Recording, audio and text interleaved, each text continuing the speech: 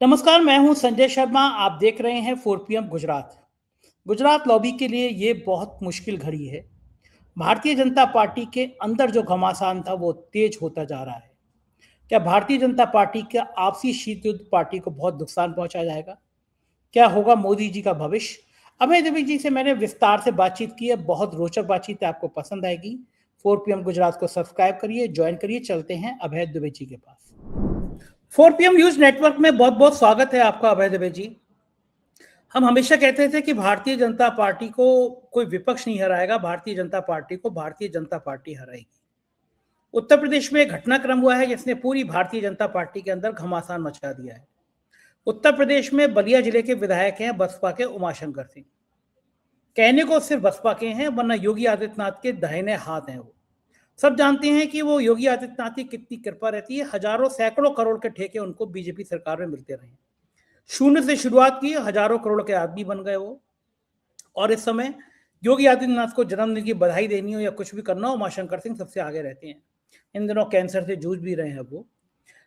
Yogi ji Japan में गए और अपनी ब्रांडिंग करना शुरू करी। मुझे याद है, जहां तक मेरी जानकारी में, पहले एक बार उनको विदेश जाने की अनुमति नहीं मिली थी, लेकिन इस बार वो विदेश गए और सोशल मीडिया पे ये खबर चलने लगी कि योगी अपने आप को प्रधानमंत्री पद का दावेदार बनाने के एक चरण में आगे बढ़ गए हैं, विदेशों में ब्रांडिंग कर रहे हैं। अभी खबर सोशल मीडिया पे चली थी कि उमाशंकर सिंह के घर पे इनकम टैक्स की रेड हो गई। इनकम टैक्स के छापे मार दिए गए और सबने ये कहा कि चूंकि योगी के करीबी थे और योगी जो है वो जापान में ब्रांडिंग कर रहे हैं प्रधानमंत्री पद के दावेदारी की अप्रत्यक्ष रूप से, इसलिए उनके विधायक, करीबी विधायक के घर इनकम टैक्स की रेड हो गई। और महत्वपूर्ण बात यह है, जो रायबरेली से भारतीय जनता पार्टी से चुनाव लड़े थे दिनेश प्रताप सिंह, जो योगी सरकार के मिनिस्टर हैं, उन्होंने एक लंबी चौड़ी पोस्ट लिख दी उमाशंकर के पक्ष में कि ये बड़ी खराब बात है, एक आदमी कैंसर से जूझ रहा है और राजनीतिक प्रतिस्पर्धा या किसी भी तरह से उस आदमी के घर पे इस तरह इनकम टैक्स की रेट नहीं होनी चाहिए। डॉक्टर नर्स तक को जाने की अनुमति नहीं दी जा रही है। तो घमासान ये मच गया कि इनकम टैक्स की रेट के बाद भारतीय जनता पार्टी का कद्दावर मिनिस्टर, जिसको अमित शाह ने ज्वाइनिंग कराई थी, वो कह रहे हैं कि अमित शाह ने साहब का तो इस रेट से कोई लेना देना नहीं, तो फिर रेट पड़वा किसने दी? कह रहे हैं मोदी शाह का मतलब नहीं है, उनकी मर्जी के बिना कैसे छापा पड़ जाएगा। क्या ये माना जाए कि योगी जब जापान से आएंगे तो उत्तर प्रदेश का फाइनल राउंड शुरू हो जाएगा? और ये फाइनल राउंड कितना खतरनाक होगा, क्या लग रहा है आपको? देखिए, उत्तर प्रदेश में फाइनल राउंड पहले से चल रहा है और इसमें अमित शाह के जरिए एक दुतरफी चाल खेली जा रही है। दुतरफी चाल क्या है? आप जो भारतीय जनता पार्टी के नए अध्यक्ष हैं नितिन नवीन, आप उनका भाषण सुनिए। अपने भाषण में वो योगी आदित्यनाथ को बधाई दे रहे हैं कि वो सांस्कृतिक राष्ट्रवाद को भी बढ़ावा दे रहे हैं उत्तर प्रदेश में और उत्तर प्रदेश के विकास के काम को भी आगे बढ़ा रहे हैं और नरेंद्र मोदी और इन दोनों को ये श्रेय मिलना चाहिए। तो एक तरफ वो ये कह रहे हैं, दूसरी तरफ जो उत्तर प्रदेश भाजपा के अध्यक्ष हैं, वो योगी आदित्यनाथ और वो दोनों एक तरफ एक तरह से इस मामले में एकजुट हो गए हैं कि एसआईआर का ज्यादा से ज्यादा लाभ जो है वो भारतीय जनता पार्टी की तरफ जाए। इस मामले में उत्तर प्रदेश भाजपा, जो मुख्य तौर पर अमित शाह का बंदा है, हम उनको जानते हैं, पंकज चौधरी, और योगी आदित्यनाथ की इस मामले में कोई मतभेद नहीं है। जो मतभेद हैं वो उनके दूसरे दूसरे मामलों में मतभेद हैं। तो एक तरफ अमित शाह लगातार ये दुतरफी चाल चल रही है, तीसरी तरफ योगी के सबसे जो निकटस्थ विधायक हैं उनके घर पे इनकम टैक्स की रेट पड़वा दी गई है। तो ये सब जो चल रहा है उत्तर प्रदेश में वो खास तरीके से चल रहा है। ये एक ऐसा जटिल प्रपंच है जिसको पूरी तरीके से समझना फिलहाल मुश्किल हो गया है। अब आप सोशल मीडिया पे आइए। सोशल मीडिया पर जितने दक्षिणपंथी लोग जो पहले मोदी जी की अभ्यर्थना करते थे, आजकल मोदी जी को जम के गाली दे रहे हैं और ये कह रहे हैं कि मोदी जी के खिलाफ एंटी इनकम्बेंसी शुरू हो गई है, ये बोल रहे हैं। लेकिन ये सारे के सारे लोग योगी आदित्यनाथ का समर्थन भी कर रहे हैं साथ में। तो योगी आदित्यनाथ पंजाब जापान में अपनी ब्रांडिंग कर रहे हैं। लखनऊ में वो पंकज चौधरी के साथ मिलकर एसआईआर का जितना लाभ उठा सकती है भाजपा, उसका लाभ उठाने की पेशकश भी कर रहे हैं। उसी के साथ में सोशल मीडिया की तरफ से जो एंटी मोदी जितने भी ताकतें हैं वो योगी आदित्यनाथ का समर्थन कर रही हैं। तो योगी आदित्यनाथ अपनी हिंदुत्ववादियों के बीच में भी अपनी ब्रांडिंग कर रहे हैं और ये सारी ताकतें जो हैं वो अपने आप को ब्राह्मण कहती हैं कि ब्राह्मणों का अपमान वो बर्दाश्त नहीं कर सकती। अच्छा, दूसरी तरफ स्वामी अविमुक्तेश्वरानंद वाला भी मामला चल रहा है। स्वामी अविमुक्तेश्वरानंद के खिलाफ कई मीडिया चैनलों पे मैं देख रहा हूँ अभियान चल रहा है। उनके ऊपर जो पोक्सो में जो रिपोर्ट दर्ज की गई है, उस रिपोर्ट में जिस तरीके से पूरे मीडिया में इस बात को पेश किया जा रहा है, उसमें तो मुझे लगता है कि शायद उनकी गिरफ्तारी में अब कोई बहुत ज्यादा देर नहीं है और उनको उनको पकड़ ही लिया जाएगा। मुझे अब इसमें कोई ज्यादा मुश्किल नहीं दिखाई पड़ रही, क्योंकि पूरा माहौल भी इस तरह का बना दिया गया है और रिपोर्ट तो दर्ज हो ही गई है। और इस रिपोर्ट के दर्ज होने पर अगर गिरफ्तारी हो जाती है तो लोग यही करेंगे कि भाई कानून अपना काम कर रहा है। तो उत्तर प्रदेश की इस पूरे जो जटिल मामला है उत्तर प्रदेश में, जहां सब लोग दोतरफी चाल चल रहे हैं, एक दूसरे को काट रहे हैं, एक दूसरे को कैंसिल आउट कर रहे हैं, इस राजनीति का विशुद्ध परिणाम क्या होगा, इसके बारे में अभी कोई कुछ नहीं कह सकता है। आप देखिए कितने मैंने जितने पहलू आपके सामने रखे, कुछ और भी इसके पहलू हो सकते हैं इस बात के। उन बिल्कुल पहलुओं के ठीक कह ऊपर रहे अभी हैं आप। गौर करना पड़ेगा। जी। बिल्कुल ठीक है। अच्छा, आपको याद होगा पहले भी ऐसे हुआ था कि योगी आदित्यनाथ के खिलाफ एक प्लानिंग हुई थी और 200 150 200 विधायक धरने पर बैठ गए थे। आरएसएस के शीर्ष लोगों को भाग के उत्तर प्रदेश में लखनऊ में आना पड़ा था, विधायकों से बात करनी पड़ी थी। क्या आपको लगता है कि योगी आदित्यनाथ को हटाना इतना आसान हो जाएगा क्या, या फिर वही नहीं, चाल चली योगी जाएगी? क्योंकि आदित्यनाथ ये को तो हटाने की बात मैं कह ही नहीं रहा हूँ। देखिए, योगी आदित्यनाथ को तो हटाने के बारे में मुझे नहीं लगता कि कोई सोच रहा है, क्योंकि योगी आदित्यनाथ को हटाना काफी राजनीतिक दृष्टि से बहुत नुकसानदेह साबित हो सकता है। और वो केवल उत्तर प्रदेश में ही नुकसानदेह साबित नहीं होगा, बल्कि वो उत्तर प्रदेश के बाहर भी नुकसानदेह साबित होगा। खुद भारतीय जनता पार्टी ने सारे देश में योगी के चुनावों में दौरे करवा करवा कर धीरे-धीरे उनकी एक राष्ट्रीय छवि बना दी है। और योगी जी भी खुद समझ गए हैं कि हमारी राष्ट्रीय छवि कुछ-कुछ बन गई है। इसलिए वो उत्तर प्रदेश में जो होता है उसके सारे पूरी दिल्ली पोस्टरों से बड़े-बड़े होर्डिंग से भरी होती है योगी आदित्यनाथ के। योगी आदित्यनाथ का प्रचार केवल वहीं थोड़ी ना हो रहा है। जो टीवी के ऊपर योगी आदित्यनाथ का प्रचार होता है, लंबे-लंबे विज्ञापन होते हैं, उसे केवल उत्तर प्रदेश के लोग थोड़ी ना देखते हैं। वो तो सारे देश के लोग देखते हैं उसमें। योगी आदित्यनाथ तो लगातार भारतीय जनता पार्टी ने शुरू में उनका इस्तेमाल करना चाहा, वो नाथ संप्रदाय के महंत हैं। इसका लाभ उन्हें मिल जाएगा। नाथ संप्रदाय के समर्थक और उसके प्रति हमदर्दी रखने वाले लोग सारे देश में हैं। दूसरे, योगी जी कट्टर हिंदुत्व के चेहरे हैं, इसलिए भी योगी जी को उनकी एक खास तरह की उनकी एक कॉन्स्टिट्यूएंसी है, जो उनको सुनना पसंद करती है और उसकी बातों से उनके मन में गुदगुदी होती है योगी जी की बातों से। तो ये सब चल रहा है इसमें। अब प्रश्न इस बात का है कि क्या भारतीय जनता पार्टी का आला कमान योगी आदित्यनाथ के साथ उत्तर प्रदेश का चुनाव जीतने के सवाल पर एकता कर लेगा और अपने मतभेदों को वो लोग चुनाव आते-आते भूल जाएँगे। एक तो इसका परिणाम ये हो सकता है कि भाई मतभेद हैं, वो हैं, लेकिन उत्तर प्रदेश का चुनाव नहीं हारा जा सकता। उत्तर प्रदेश का चुनाव अगर हार गए, तो फिर बहुत उसके दूरगामी परिणाम होंगे, वो 2029 तक जाएँगे परिणाम। तो एक तो ये इसका फलितार्थ हो सकता है। दूसरा फलितार्थ ये हो सकता है कि आलाकमान ये सोचे कि उत्तर प्रदेश का चुनाव हारना होगा, हार जाएँगे। उसके बाद में 27 में चुनाव होगा, 2 साल बाद लोकसभा का चुनाव है, उतनी उतनी देर में अखिलेश यादव सरकार के खिलाफ काफ़ी एंटी इनकम्बेंसी हो जाएगी और फिर से हम लोकसभा चुनाव में अच्छे वोट वहाँ से हासिल कर लेंगे। क्योंकि जब तक अखिलेश यादव विपक्ष में हैं, तब तक वो ज़्यादा वोटों की गोलबंदी कर सकते हैं। जैसे ही वो सत्ता पक्ष में आएँगे, बीजेपी वालों का अपना विश्लेषण है, उनके खिलाफ एंटी इनकम्बेंसी बनना शुरू हो जाएगी। क्योंकि 2017 जो पहले जब मुख्यमंत्री रहे थे, तो उसका जो अनुभव है, उस अनुभव के मुताबिक वो कह रहे हैं फिर से ऊँची जातियाँ वगैरह अखिलेश के खिलाफ गोलबंद हो जाएँगी, वगैरह-वगैरह इस तरीके की बहुत सारी चर्चाएँ चल रही हैं। लेकिन मुझे लगता है कि ये यूजीसी नियमावली से उपजा विवाद है, इसकी वजह से ऊँची जातियाँ बहुत खफ़ा हैं। जनरल कैटेगरी में कहूँगा उनको, जनरल कैटेगरी की जातियाँ जो हैं काफ़ी खफ़ा हैं।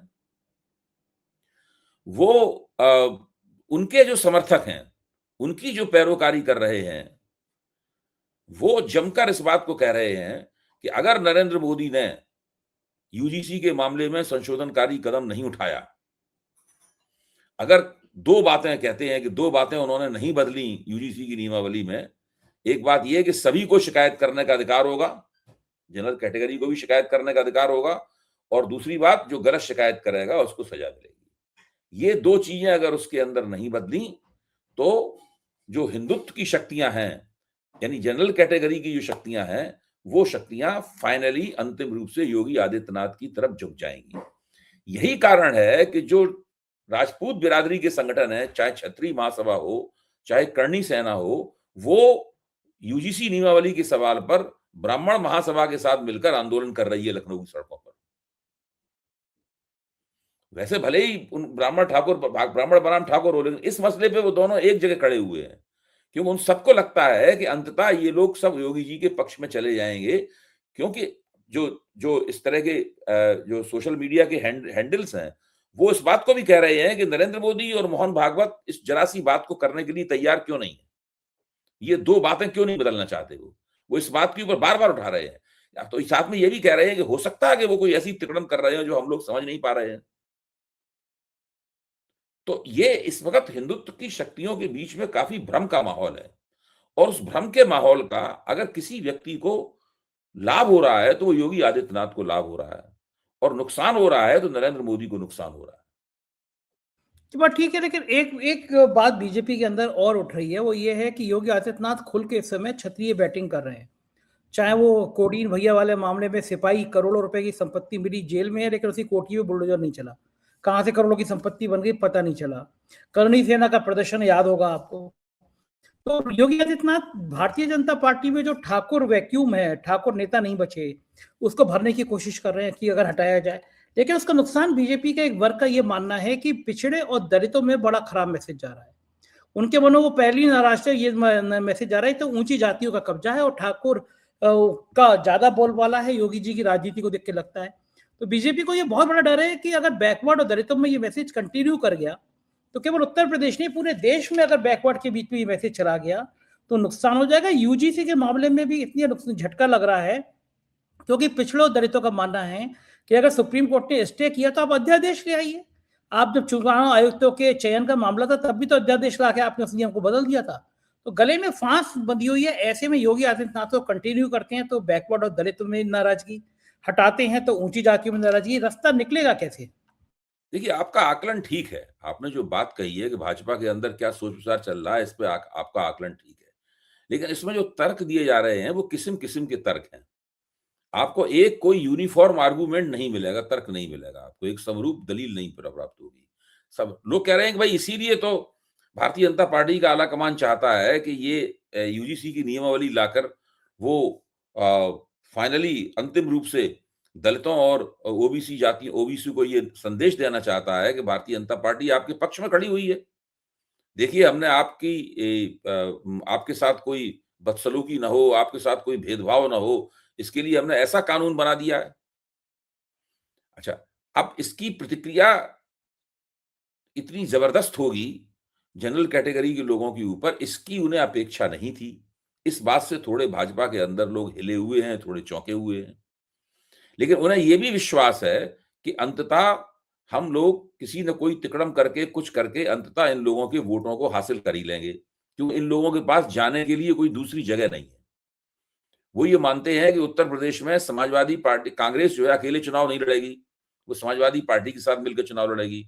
अगर वो समाजवादी पार्टी के साथ मिलकर चुनाव लड़ेगी तो इसका मतलब है कि अखिलेश यादव को मुख्यमंत्री पद का चेहरा बनाने के में कांग्रेस को भी कोई आपत्ति नहीं है। भाई अखिलेश यादव ही मुख्यमंत्री पद के चेहरे होंगे।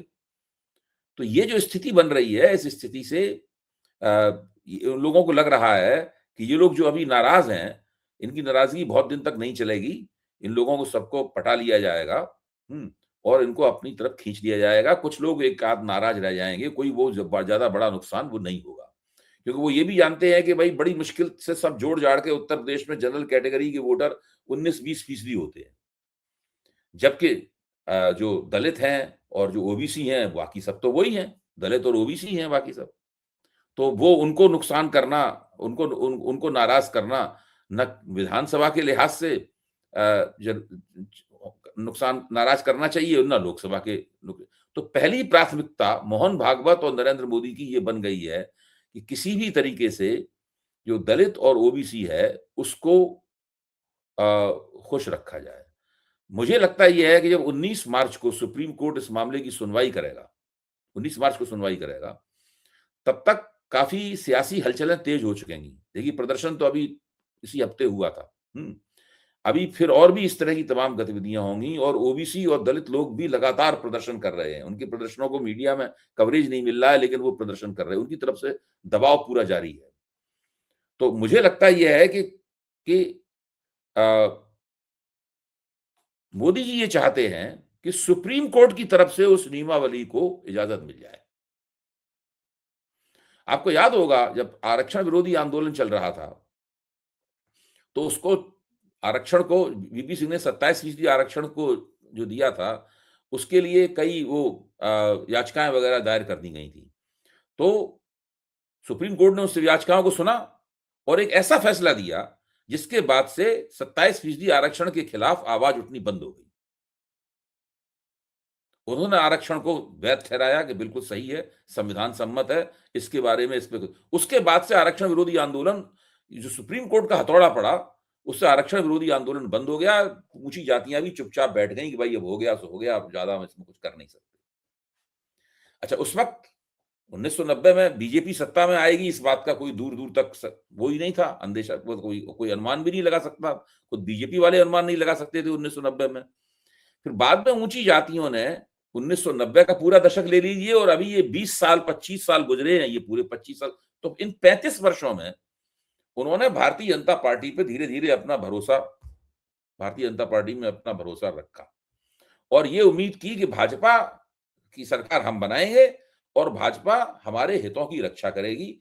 वो सामाजिक न्याय की आइडिया, सामाजिक न्याय के विचार को समरसता के विचार में का अनुवाद कर देगी और वो भले ही पिछड़ों और दलितों को प्रोत्साहन मिलता रहे राजनीति में, उनको आरक्षण मिलता रहे, लेकिन ब्राह्मणों और ठाकुरों और बनियों के खिलाफ उन्हें कुछ कहने की इजाजत भाजपा के निजाम में नहीं होगी।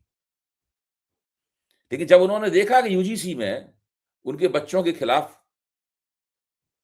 शिकायतें हो सकती हैं और उन शिकायतों से उनका भविष्य जो है वो गड़बड़ा सकता है, भविष्य उन्हें लड़ाई में फंसना पड़ सकता है और वो हमेशा वो शिकायत की तलवार हमेशा उनके इस नियमावली के बाद सिर पर लटकी रहेगी। इससे उनके ये ट्रिगर पॉइंट हो गया और इससे वो लोग बहुत बुरी तरह भड़क गए। तो ये तो बात सही है कि उत्तर प्रदेश के चौराहे चौराहे पे इस बात की चर्चा है, गांव में भी यूजीसी नियमावली की चर्चा है। दोनों पक्ष चर्चा कर रहे हैं अपने अपने दृष्टिकोण से। ये अंतिम रूप में कहां पे खत्म होगी बात, ये किसके पक्ष में खत्म होगी और राजनीतिक रूप से समीकरण उस वक्त क्या बनेगा, क्योंकि ये तो जो लोग आंदोलित हैं वो भी कह रहे हैं, वो मोदी जी का विकल्प भाजपा के भीतर ही तलाश रहे हैं। भाजपा के बाहर उनके पास कोई पार्टी नेता नहीं है। जो ऊंची जाति जनरल कैटेगरी के लोग जो हैं, जो भाजपा के पिछले 30-35 साल से निष्ठावान समर्थक हैं, वो आज तक भारतीय जनता पार्टी को छोड़कर किसी दूसरी पार्टी की तलाश नहीं कर रहे हैं। एक दूसरी प्रवृत्ति ये पैदा हुई है कि इन बिरादरियों में छोटे छोटे संगठन बनने लगे हैं। जैसे कि वो अभी अग्निहोत्री जी जो हैं, जो अलंकार अग्निहोत्री, जिन्होंने इस्तीफा दिया था सिटी मजिस्ट्रेट, उन्होंने अपनी पार्टी बना ली है और उस पार्टी का जो एक्रोनिम होगा वो राम ही होगा, मतलब जो है RAM ही होता है उसका एक्रोनिम, वो बना ली है। इसी तरीके से और भी जगहों पे कुछ पार्टियां वार्टियां बन रही हैं, मोर्चे वोर्चे बन रहे हैं, कुछ मध्य प्रदेश में एक आध मोर्चा बन गया है इस तरीके का। तो अभी जब तक चुनाव आएगा तब तक छोटे छोटे इस तरह की राजनीतिक जत्थेबंदियां भी बन जाएंगी इन लोगों के बीच में, जो दावा करेंगे कि हम वोट दिलाएंगे। किसको दिलाएंगे? जो हमारे पक्ष में रहेगा उसको दिलाएंगे। कई तरह की सौदेबाजियां होंगी इसमें। तो जो तस्वीर बन रही है वो तस्वीर खासी जटिल है। इसीलिए मैं कह रहा हूं कि इसको केवल सरलता, हाँ, ये काफी जटिल किस्म की तस्वीर है ये। अच्छा, अपने मोदी जी को कोई फर्क नहीं है, वो आराम से इजराइल में जाके संबोधन कर रहे हैं। देश की संसद में इतने कॉन्फिडेंस के संग संबोधन नहीं कर पाते, वो तो आना नहीं पसंद करते। आप देखिए 15 साल, अब वो जब 2029 आएगी तो 15 साल वो हिंदुस्तान के प्रधानमंत्री रह चुके होंगे, 12 साल वो गुजरात के प्रधानमंत्री रह चुके होंगे, पूरे 27 साल तक, 27 साल हो जाएगा उन्हें सत्ता में रहते हुए। भारतीय रिकॉर्ड भी बना देंगे, शायद विश्व रिकॉर्ड भी बना देंगे वो मोदी जी। उम्र भी उनकी तब काफी हो जाएगी, हो सकता है तब छोड़ के चल दें किसी आदमी को। राष्ट्रीय स्वयंसेवक संघ की मदद से किसी व्यक्ति को बैठा के कुर्सी पर, जो उन्हीं का आदमी हो, ताकि उनके रिटायरमेंट पैकेज का अच्छा इंतजाम करा। देखिए कुछ भी हो सकता है। ये लोग कितने लेवल पे सोचते हैं, क्या क्या इनके दिमाग में योजनाएं रहती हैं, क्या क्या खिचड़ी पक रही है। हम लोग बाहर बैठे हुए, हम लोग नहीं कह सकते कि क्या खिचड़ी पक रही है। ये बात सही है कि बिहार में इतना अच्छा चुनाव जीतने के बाद में मोदी जी को जितना आरामदेह स्थिति में होना चाहिए था, उतनी आरामदेह स्थिति में वो नहीं है। क्यों लगता है आपको? क्यों लग रहा है आपको ऐसा? भाई विपक्ष भी तो आक्रमण करता है, विपक्ष की भी तो अपनी राजनीति है, वो संसद के अंदर मसला उठाता है, वो बात संसद के बाहर भी आती है, फिर बहस होनी शुरू हो जाती है, फिर ये यूजीसी वाले पे इतनी प्रतिक्रिया होगी इसका उन्हें अंदाजा नहीं था, इससे उनके अपने कोर वोट में ही दरार पड़ गई है उसमें, इसका भी उन्हें अंदाजा नहीं था। एप्स्टीन फाइल आके हरदीप पुरी का गला पकड़ लेगी, फिर वो कई मूर्खताएं भी हो जाती हैं इस चक्कर में। हरदीप पुरी की प्रेस कॉन्फ्रेंस क्या थी? एक मूर्खता थी, रणनीतिक मूर्खता थी। हाँ, तो ये सारी बातें भी हो गई, तो कई तरफ से वो अपने आप को घिरा हुआ भी महसूस कर रहे हैं मोदी जी। अभी वो जो मेरठ में उन्होंने भाषण दिया था, चीख के, आप बताइए, जो भाषण दिया था वो कोई मोदी जी का स्वाभाविक भाषण था? मोदी जी बाकायदा एक अच्छे वक्ता है, इसमें कोई शक नहीं। आप उनकी आलोचना करें, कुछ करें, वो अपनी बात को ठीक ढंग से जमी हुई आवाज में बोलते हैं। जिस तरह का उन्होंने भाषण दिया, उस भाषण की सब जगह खिल्ली उड़ाई जा रही है। तो कहीं ना कहीं कोई चीज ऐसी है जो खिसक गई है।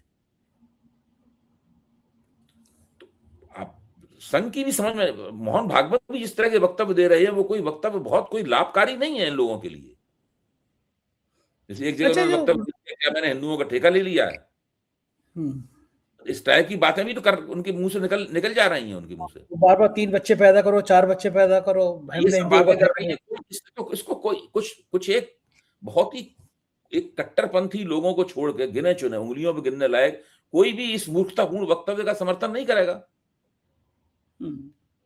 क्यों कर रहे हैं? संघ प्रमुख को क्या हो गया? डर लग गया, या उनको लग गया कि उनकी स्थिति खराब हो गई? ऐसा होता है कि एक ऐसा वक्त आता है कि जब लगातार आपकी तिकड़म और चालाकी नहीं चलती है। ऐसा थोड़ा, आप, एक कहावत भी है कि आप कुछ लोगों को कुछ समय तक मूर्ख बना सकते हैं, लेकिन सब लोगों को हमेशा के लिए मूर्ख आप नहीं बना सकते। उसमें कुछ गड़बड़ होनी शुरू हो जाती है, फिर चीजें आपसे सकती नहीं है। एक विधानसभा का चुनाव जीत जाने से कोई गारंटी नहीं मिलती है कि आपकी राजनीति पूरी तरीके से ठीक हो गई। अच्छा, राहुल गांधी का जो उफान हुआ है इन दिनों में, पिछले 6 महीने की अगर मैं तुलना करूं, ये कितना परेशान कर रहा होगा बीजेपी या संघ को? अचानक राहुल गांधी का इतना और परेशान, इसीलिए तो कहते हैं राहुल गांधी की या तो सदस्यता समाप्त कर दी जाए, सदस्यता समाप्त कर दी जाए तो ये गद्दार आदमी है, एक आदमी का नाम गोली मार देंगे। ये सब चीजें आपस में जुड़ी हुई हैं भाई। पहले तो आप उसको आदमी को बता रहे हैं गद्दार है, कौन बता रहा है? कोई साधारण व्यक्ति नहीं, संसदीय कार्य मंत्री बता रहा है। संसदीय कार्य मंत्री कह रहा है कि ये गद्दार है, विदेशी ताकतों से इसके संबंध है। माहौल बना रहा, नहीं बना रहा? कोई भी राहुल गांधी पे हमला हो सकता है। मैं तो हमेशा कहता हूं राहुल गांधी की जान खतरे में है, उसको बचाओ। बिल्कुल ठीक बात है, और ये परिस्थितियां दिन पर दिन बिगड़ती जा रही हैं। बहुत बहुत शुक्रिया अभय जी, आपने मुझे समय दिया, बातचीत की, थैंक यू। ये जो अभय दुबे जी, पूरी बातचीत आपने सुनी, कैसी लगी बातचीत बताइएगा जरूर। शुक्रिया, थैंक यू।